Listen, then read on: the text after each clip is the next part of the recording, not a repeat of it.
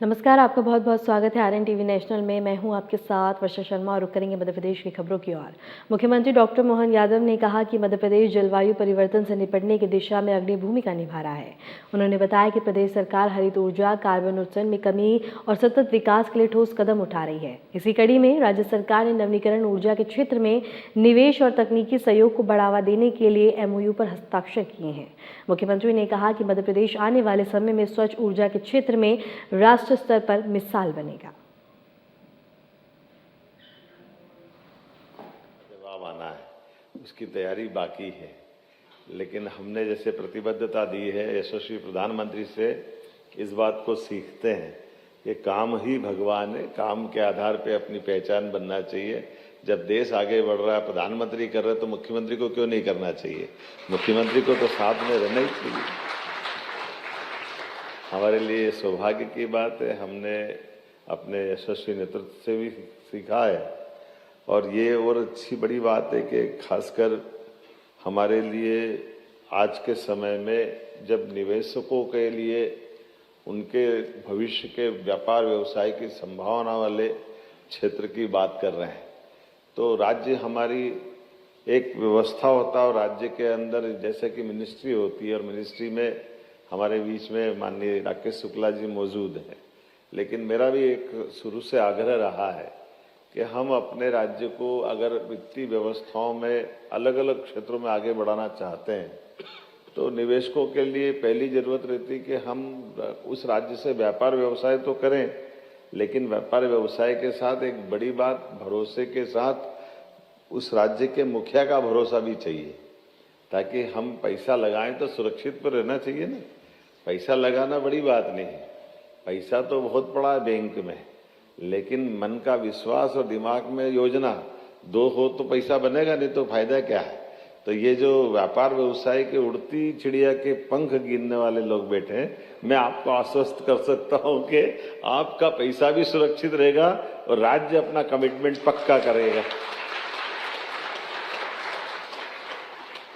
और ये एक ऐसा पवित्र क्षेत्र भी है जिसके बारे में जिस प्रकार से हमने कदम भी बढ़ाए हैं, मुझे इस बात की प्रसन्नता है कि ये राज्य की दृष्टि से अगर मैं बात करूंगा तो राज्य में केवल चुने हुए जनप्रतिनिधि का रोल नहीं है, उसमें उस काम को समझने वाले सुयोग्य अधिकारी भी चाहिए, और उन अधिकारियों का ट्रैक रिकॉर्ड भी पुराना चाहिए कि वो अपने काम के प्रति प्रतिबद्ध कितने, उनका रिजल्ट क्या है, वो अभी तक के उनके अपने पुराने अनुभव क्या है।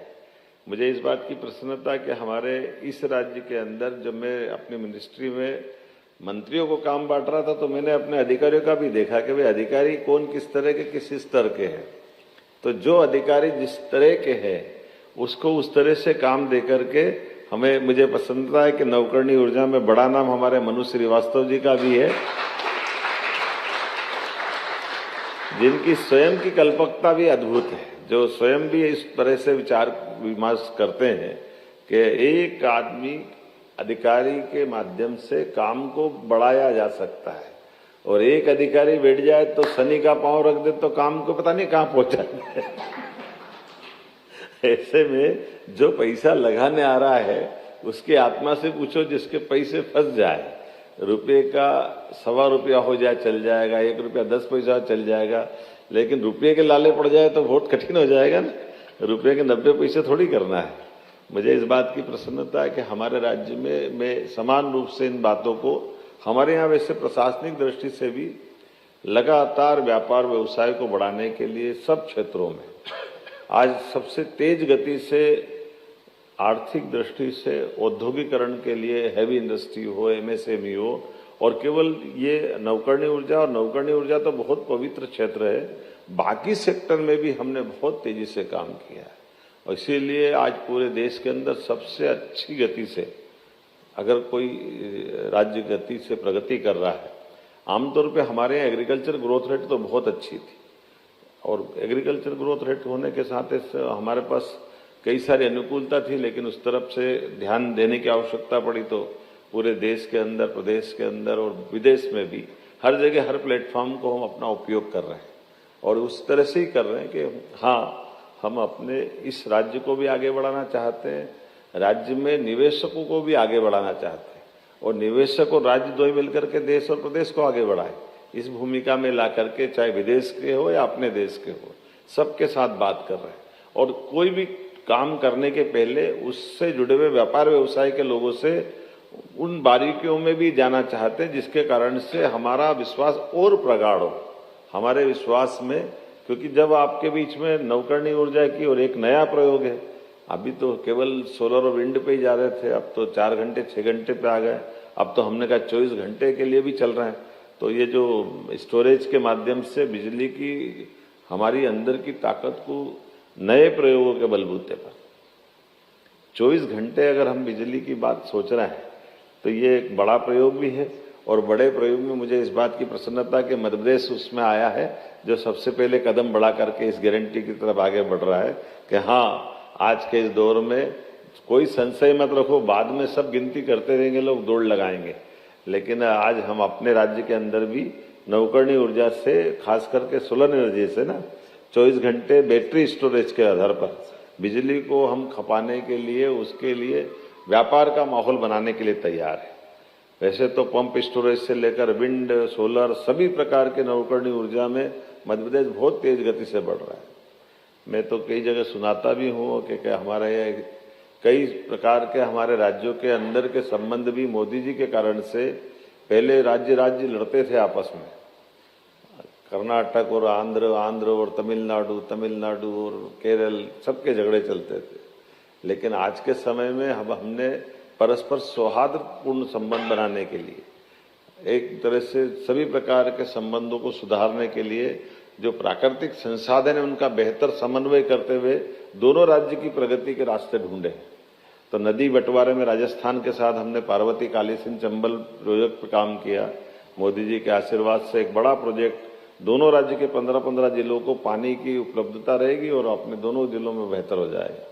तो ऐसे में जब उनको कुछ बड़े इशू को सॉल्व कर लेते, 20 साल से हमारा दोनों के बीच झगड़ा चलता था पुराने समय से, हमारा पानी कम लेंगे, वो ज़्यादा लेंगे, ये लेंगे, वो लेंगे। हमने कहा पानी तो ले रहा है भाई, कोई पाकिस्तान थोड़ा ज़्यादा दे दें तो भारत में क्या, अपने ही तो है, उसमें क्या फर्क पड़ जाएगा। वो पानी तो फालतू में बह के अरब सागर तक जा रही है, वहाँ कोई क्या कर लेगा। लेकिन वो अधिकारियों की कठिनाई होती कि उनकी सीमा होती है। तो मैं तो अधिकारियों से भी कहता हूँ, भैया आपको जो कहना हो कह दो, आपको जो लिखना हो लिख दो, हमारा क्या जाएगा, हम तो उसमें जो लिखना है वो देश के हित में सब कर देंगे, क्योंकि हमको नौकरी थोड़ी करना है, हमको तो प्रदेश और देश की दृष्टि से विचार करना है। और ये चुनी हुई बॉडी का अपना एक थोड़ा कमिटमेंट भी होना चाहिए कि आखिर हमको बड़े निर्णय लेना तो मोदी जी से सीखना पड़ेगा ना।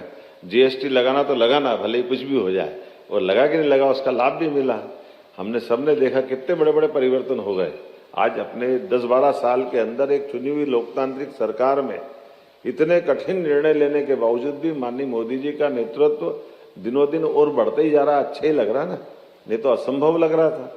अपने बीच आज के दौर में भी, अब मैं नाम नहीं ले रहा हूँ, आप सब समझ रहे होंगे, वैश्विक परिदृश्य में चुनी हुई सरकार के माध्यम से जनता का समर्थन जुटा करके पहले तो पूर्ण बहुमत की सरकार लाना ही असंभव था। अभी 2014 के पहले 30 साल हो गए थे, कभी 24 दलों को मिला, कभी 26 को मिला, सूझ भी नहीं पड़ रही क्या हो रहा है। लेकिन उस सब के बाद भी सरकारें चल रही थी, लेकिन अपने बलबूते पर विश्वास बना करके और उसके आधार पर कठोर निर्णय लेना, अगले चुनाव से फिर अगले चुनाव तक जाने के बीच में। लेकिन देश को आवश्यक है, इसलिए सारे निर्णय लिए। तो आज बदलते दौर में हमको मालूम पड़ गया कि कोई बात नहीं, एक बड़े भाई साहब बहुत दिन तक एग्रीमेंट नहीं कर रहे थे या हमको अनुमति नहीं दे रहे थे, तो उनको छोड़ के दूसरों से ही व्यापार व्यवसाय का रास्ता निकाल लिया। ये भी तो वर्तमान का कितना अच्छा समय चल रहा है।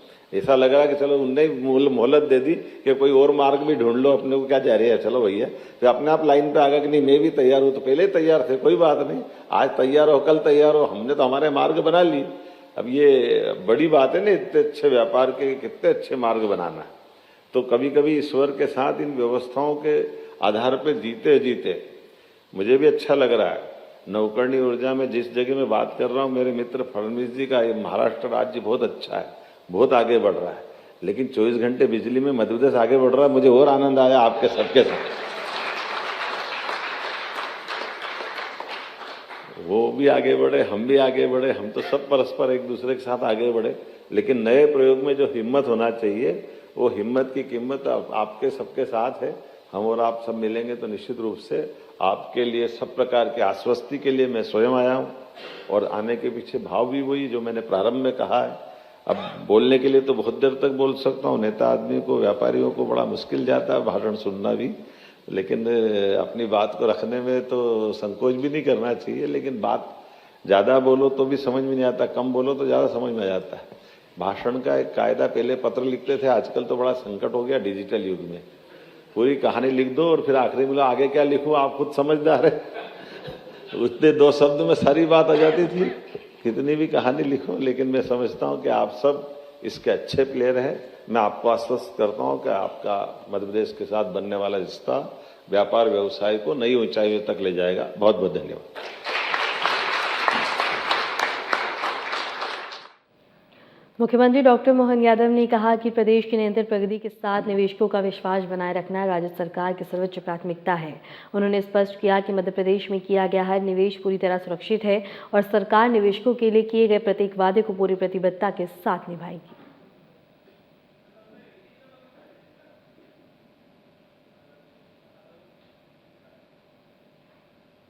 में जब निवेशकों के लिए उनके भविष्य के व्यापार व्यवसाय की संभावना वाले क्षेत्र की बात कर रहे हैं, तो राज्य हमारी एक व्यवस्था होता है और राज्य के अंदर जैसे कि मिनिस्ट्री होती है, और मिनिस्ट्री में हमारे बीच में माननीय राकेश शुक्ला जी मौजूद हैं। लेकिन मेरा भी एक शुरू से आग्रह रहा है कि हम अपने राज्य को अगर वित्तीय व्यवस्थाओं में अलग अलग क्षेत्रों में आगे बढ़ाना चाहते हैं तो निवेशकों के लिए पहली जरूरत रहती है कि हम उस राज्य से व्यापार व्यवसाय तो करें, लेकिन व्यापार व्यवसाय के साथ एक बड़ी बात, भरोसे के साथ उस राज्य के मुखिया का भरोसा भी चाहिए, ताकि हम पैसा लगाएं तो सुरक्षित पर रहना चाहिए ना। पैसा लगाना बड़ी बात नहीं है, पैसा तो बहुत पड़ा है बैंक में, लेकिन मन का विश्वास और दिमाग में योजना दो हो तो पैसा बनेगा, नहीं तो फायदा क्या है।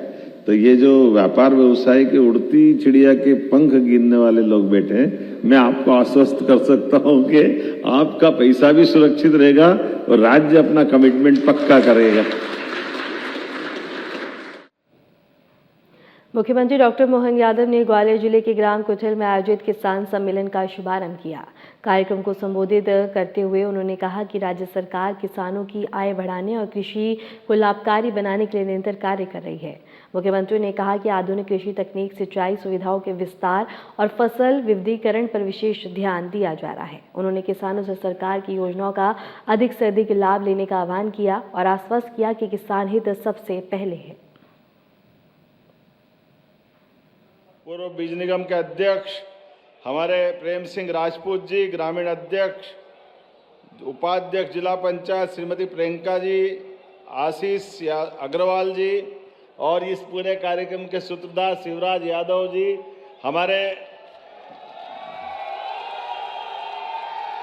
मैं इस अवसर पर हमारे सबके आदरणीय विधानसभा के अध्यक्ष और हमारे पूर्व भारत सरकार के कृषि मंत्री प्रदेश अध्यक्ष माननीय नरेंद्र सिंह जी के लिए भी जोरदार अभिनंदन। वो मान के चलो मेरे साथ ही इस कार्यक्रम में है, उनका मैं अभिनंदन करता हूं आपके माध्यम से। और सिंधिया जी भी आने वाले थे, जोरदार ताली श्रीमान सिंधिया जी के लिए भी, यहां से वहां तक। इसे अवसर पर हमारे लिए सौभाग्य की बात है। आज के इस अवसर पर मैं पूरे मंच के साथ आप सबको बधाई देना चाह रहा हूं। और ये क्या कन्हैया गा रहा है झूम झूम के, वाह, जोरदार अभिनंदन, वाह, क्या आनंद आया। कन्हैया भगवान की दया से गोपाल कृष्ण का जीवन सदैव सबको आकर्षित भी करता है, भगवान का आशीष भी हमको मिलता है। और कदम कदम पे संघर्ष करने के लिए अगर हम कभी कोई कठिनाई में फंसे तो मन में डरने की जरूरत नहीं। याद कर लो कन्हैया को, सारे कष्ट दूर हो जाते हैं, अपनी जिंदगी सफल हो जाती। चुनौतियां क्या होती है और चुनौतियों में मुस्कुराना किससे सीखना चाहिए। वो मथुरा वाले कृष्ण कन्हैया जो जिंदगी में बालपन से ही अपनी सारी चुनौतियों के बीच अपनी क्षमता से, युक्ति से, बुद्धि से तमाम प्रकार की बाधाओं को पार करते रहे। हम सब उनके लीलाओं को देखे तो लगता है, महाराज जी को भी प्रणाम कर रहा हूं, महाराज जी आपका, राघवेश्वरानंद जी महाराज आपको भी प्रणाम कर रहा हूं। हमारे बीच आज जब मैं आपसे बात कर रहा हूं, ग्वालियर की धरती कुलेत चुनाव में या लोकसभा के समय आया था, और सच में उस समय आपने जो हमारी पार्टी को आशीर्वाद दिया, मैं दोनों हाथ जोड़ के प्रणाम करता हूं, आपका अभिनंदन करता हूं। हमारे नरेंद्र सिंह जी के सुपुत्र भी बैठे, जोरदार अभिनंदन करें हमारे भैया के लिए, जोरदार। मानो हम तो आप ही को मान लेते हैं, है ना। दूसरी पीढ़ी, परिवार के अंदर अमरता की निशानी तुलसी भैया क्या होती है?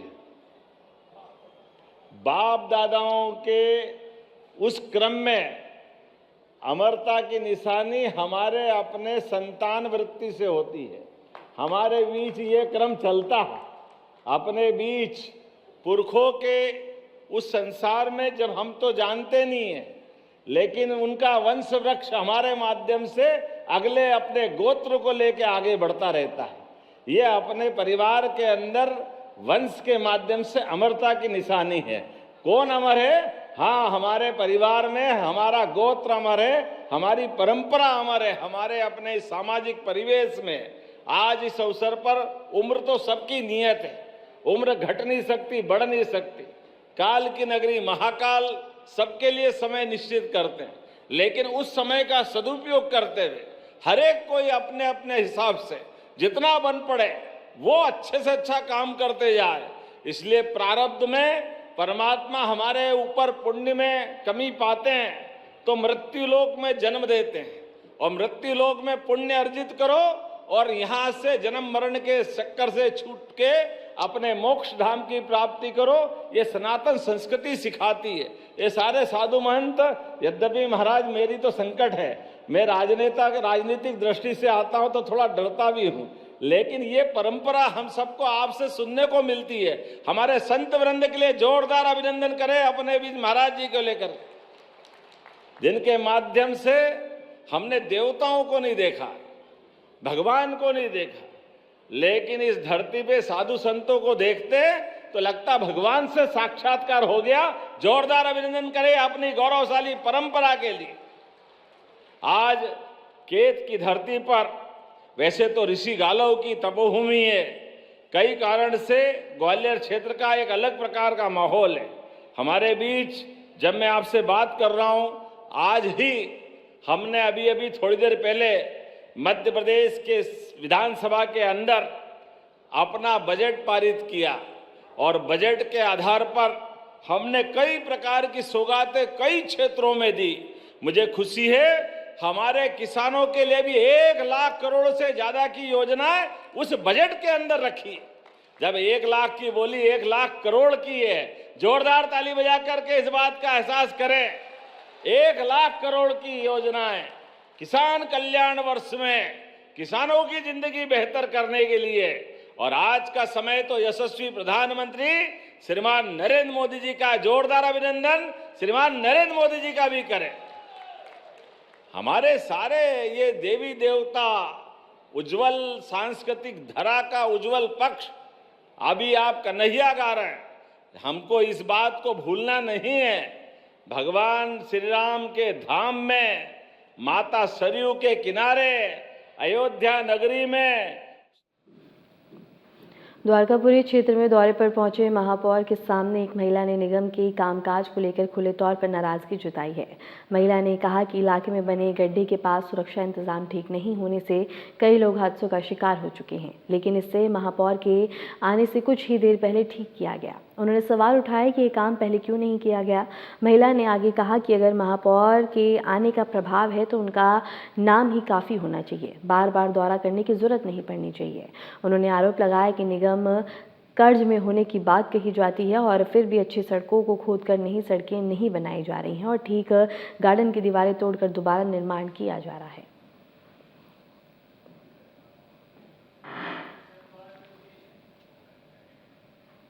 मध्य प्रदेश के मंडला से एक चौंकाने वाली खबर सामने आई है। बता दें कि मशीनें जो कभी करोड़ों की कीमत में खरीदी गई थी, आज कबाड़ बनकर ढेर हो गई हैं और ये सब कल्याण नाम के योजना के तहत हुआ है। मंडला में सरकारी तंत्र द्वारा खरीदी गई कई मशीनों की हालत ऐसी है कि उन्हें अब इस्तेमाल नहीं किया जा सकता। करोड़ों की लागत से बनी ये मशीनें जो किसानों और स्थानीय उद्योग के लिए जीवनदायी साबित होने वाली थी, अब बस कबाड़ में बदल गई हैं। स्थानीय लोगों का कहना है कि ये भारी धन का नुकसान है और इस पर सवाल उठना स्वाभाविक है।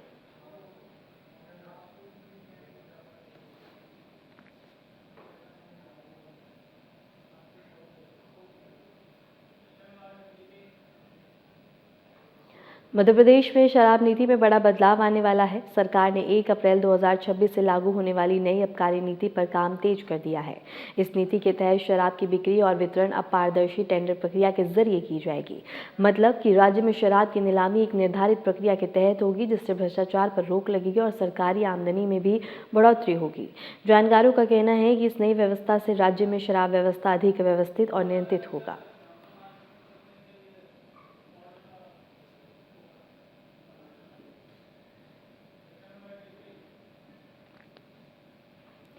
इंदौर में साइबर ठगी का एक नया मामला सामने आया है। इंदौर नगर निगम के कमिश्नर के नाम पर कुछ लोगों से व्हाट्सएप और फेसबुक के माध्यम से पैसे मांगे जाने की शिकायत मिली है। इस मामले में एडिशनल डीसीपी ने तमाम जानकारी दी है और उन्होंने बताया है कि अज्ञात व्यक्ति द्वारा फर्जी प्रोफाइल बनाकर लोगों से धनराशि की मांग की गई। उन्होंने स्पष्ट किया कि पुलिस पूरे मामले की गंभीरता से जाँच कर रही है।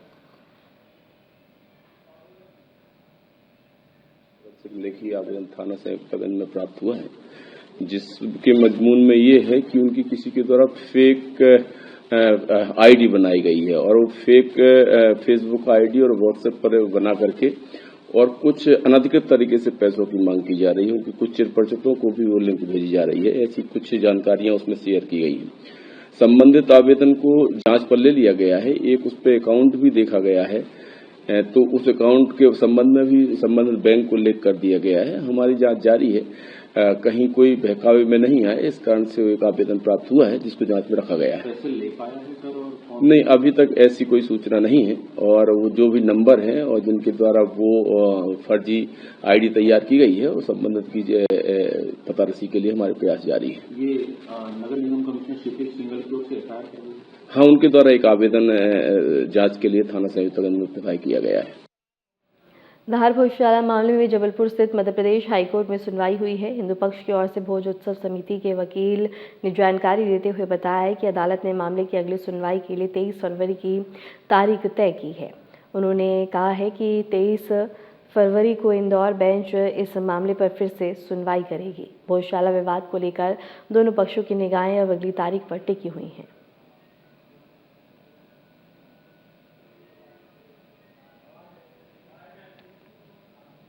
जिसमें एजी साहब उपस्थित होकर जो सुप्रीम कोर्ट का जो ऑर्डर था, उस ऑर्डर को न्यायाधीशगणों को बताते हुए कि ये यहाँ पिटीशन क्यों आई है, और उसके बाद सुनवाई करने के बाद डबल बेंच जबलपुर ने आदेश दिया है कि भोजशाला की जो पिटीशन है वो पुनः वापस इंदौर खंडपीठ डबल बेंच के समक्ष चलेगी। और 23 तारीख को इस पर तारीख निर्धारित हुई है और 23 फरवरी को पुनः इस मामले की सुनवाई इंदौर बेंच करेगा। उसके साथ ही जो एक रिट अपील जो जबलपुर में पेंडिंग है, उसकी सुनवाई भी इंदौर में सभी पिटीशनों के जो साथ में 5 पिटीशन चल रही है उनके साथ चलेगी। सारी क्लब मध्य प्रदेश के एक गांव में पुलिस टीम पर ग्रामीणों ने हमला कर दिया। जानकारी के मुताबिक पुलिस किसी शिकायत की जांच और कार्रवाई के लिए गांव पहुंची थी। इसी दौरान किसी बात को लेकर ग्रामीणों और पुलिस के बीच विवाद हो गया। देखते ही देखते मामला और भी ज्यादा बढ़ गया और आक्रोशित ग्रामीणों ने पुलिसकर्मियों को दौड़ाकर पीटा। भीड़ ने पुलिस को गाड़ी में भी जमकर तोड़फोड़ की है, जिससे वाहन क्षतिग्रस्त हो गया। घटना के बाद इलाके में अफरा तफरी का माहौल बन गया है। अतिरिक्त पुलिस बल मौके पर पहुंचा और स्थिति को नियंत्रित किया गया है। पुलिस ने हमले में शामिल लोगों की पहचान कर उनके खिलाफ मामला दर्ज कर लिया है।